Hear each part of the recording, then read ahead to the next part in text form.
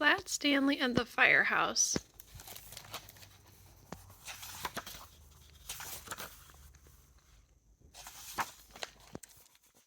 Stanley Lambchop lived with his mother, his father, and his little brother Arthur. Stanley was 4 feet tall, about a foot wide, and half an inch thick. He had been flat ever since a bulletin board fell on him. Stanley's family found it handy having a flat boy at home, and Stanley didn't mind helping out. Stanley held tools for his father, while Mr. Lambchop repaired the car. Stanley helped Arthur practice his backflips. Stanley gave Mrs. Lambchop a perfect place to roll out pie crust, except when he felt ticklish. Stanley made a good stencil, too. "Hold still," said Arthur. Stanley held his breath as Arthur traced him carefully. Children all over the city were entering a poster contest for Fire Safety Month. "I hope we win the trip to the firehouse," said Arthur. "Me too," said Stanley. "I have always wanted to slide down the pole." The next Monday, a letter arrived. "Hey, guess what?" shouted Arthur. "Hay is for horses," Mrs. Lambchop said. "Try to remember that, dear." Oh, she's grouchy. "Sorry," said Arthur. "Guess what? Our poster won the contest. We're going to the firehouse on Saturday." Mrs. Lambchop clapped. "I knew you boys had my talent for art," she said proudly. Stanley and Arthur practiced fire drills all week long. Arthur crawled around the house on his hands and knees. Stanley did the stop, drop, and roll, mostly the roll. At last Saturday came. The Lambchops drove to the firehouse. "Welcome!" bellowed Chief Abbott. A puppy bounced at his feet. "Arf, arf, arf, arf, arf." "Don't mind Spark," said the chief. "He's still in training." Chief Abbott led the Lambchops through the firehouse kitchen. "We firefighters cook up some tasty meals," he said. Mr. Lambchop got out his camera. He took a picture of a pot of chili. "Okay." Everyone went to the bunk room. "Very nice," said Mrs. Lambchop. "Can I see the trucks?" said Arthur. "Of course," said Chief Abbott. He led everyone down to the garage. Stanley was disappointed. He had wanted to get there by pole. Boots and pants lay on the floor. "Oh my," said Mrs. Lambchop. "I could tidy up if you like." Chief Abbott laughed.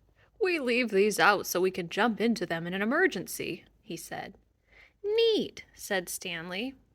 Chief Abbott pointed to the ladder truck. "Climb on up if you like."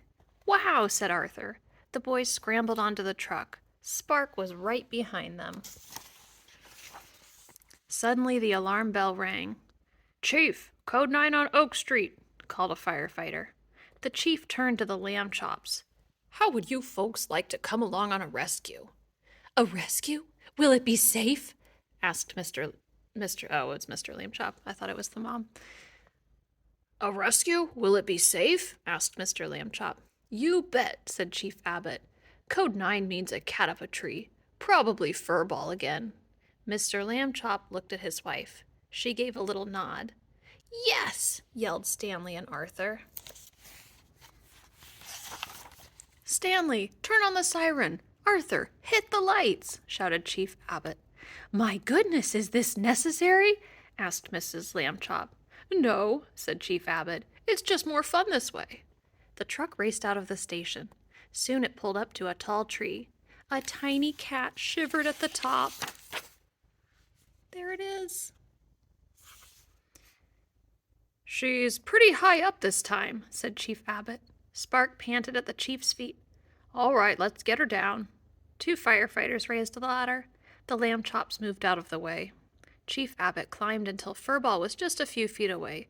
"Good kitty," he said, stretching out his hands. "Come here, Furball." Spark started to bark. "Arf, arf, arf." For a second, Furball froze. Then she jumped the other way. "Furball!" cried Chief Abbott. He was too late. Furball was heading for the ground. The lamb chops looked up. Their mouths were open in surprise.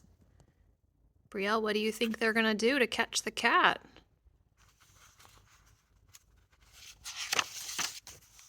All at once, Stanley threw himself on the grass. "Grab my hands," he told his mother. Mrs. Lambchop grabbed his hands. "Grab my feet," he told Arthur. But Arthur didn't move. "Hey!" shouted Mrs. Lambchop at the top of her lungs. "Grab his feet!" Arthur blinked. He grabbed Stanley's feet. "Stretch!" cried Stanley.